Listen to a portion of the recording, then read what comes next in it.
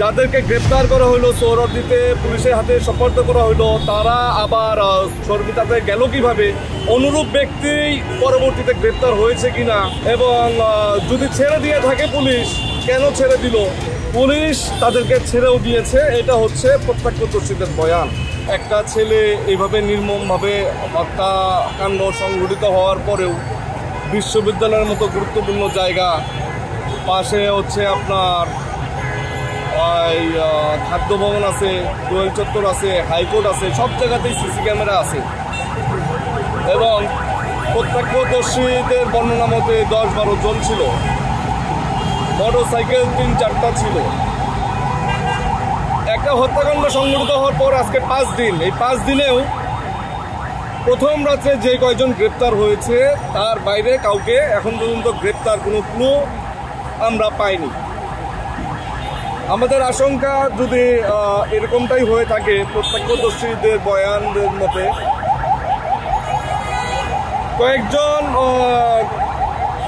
দুষ্কৃতিকারীকে ওই রাত্রেই সাধারণ জনগণ ধরেছিল এবং পুলিশের হাতে সোপর্দ করেছিল। এই পরবর্তীতে পুলিশ তাদেরকে গ্রেপ্তার দেখায় শর্মিতা হসপিটাল থেকে, যেটা পান্থপথে।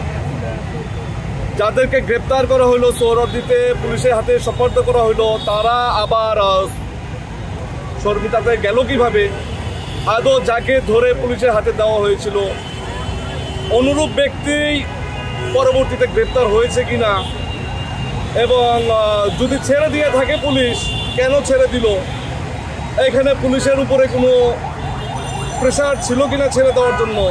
আমার ছোট ভাইয়ের যে মোটরসাইকেল ছিল সেখানেও ঢাকা বিশ্ববিদ্যালয়ের লোগো ছিল, সেই লোগো থাকা অবস্থায় বহিরাগত কিছু ছেলে যদি বার্গেনিংও করে, হাতাহাতি কিলাকিলি, এখানে ছুরি নিয়ে আসার কোনো অপশন ছিল না। যারা খুন করেছে আমাদেরকে যে সমস্ত ছবি দেখানো হয়েছে, এরা টেস্ট পিপল, এরা যে রাগের মাথায় ছুরি মেরে বসবে এমনটা মনে হয় নাই।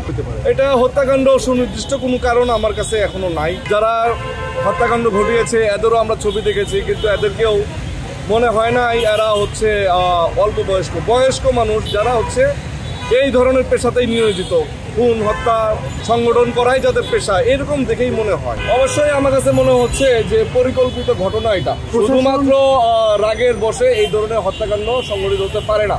এখন যেটা প্রত্যক্ষদর্শীরা যেটা বলেছে, তাদের সাধারণ জনগণ 2 জনকে গ্রেপ্তার করেছিল, ধরেছিল, পুলিশকে ডেকেছে, পুলিশের হাতে তাদেরকে তুলে দিয়েছিল, পুলিশ তাদেরকে ছেড়েও দিয়েছে, এটা হচ্ছে প্রত্যক্ষদর্শীদের বয়ান। পোস্টমর্টেম রিপোর্ট অনুযায়ী 1.5 ইঞ্চি একটা চওড়া ফলা, যেটা হচ্ছে ডান পায়ের থোড়ার নিচ দিয়ে ঢুকে, আর্টিলারি ভেইন সম্ভবত কাটা গেছে, বুকের বাম পাশে একটা জখমের চিহ্ন ছিল, ব্লিডিং না, রক্ত জমাট জখম ছিল, ঘাড়ে কিছু হালকা স্পট ছিল, কিন্তু ওইটা ইনজুরত না, মূলত পায়ের জখমটাই মারাত্মক ছিল। আমরা আইনের প্রতি শ্রদ্ধাশীল, বিচার আমরা পাবই। সাময়িক সময়ের জন্য রাজনৈতিক ফায়দা হাসিলের জন্য হয়তো বিচারিক প্রক্রিয়া কিছুটা ডিলে করতে পারে, কিন্তু যারা এই প্রক্রিয়ার সাথে জড়িত থাকবে তাদেরকে আমরা চিহ্নিত করে তাদেরকেও কাঠগড়ায় তুলবো আমরা। বিচার এই বাংলার মাটিতে অবশ্যই হবে।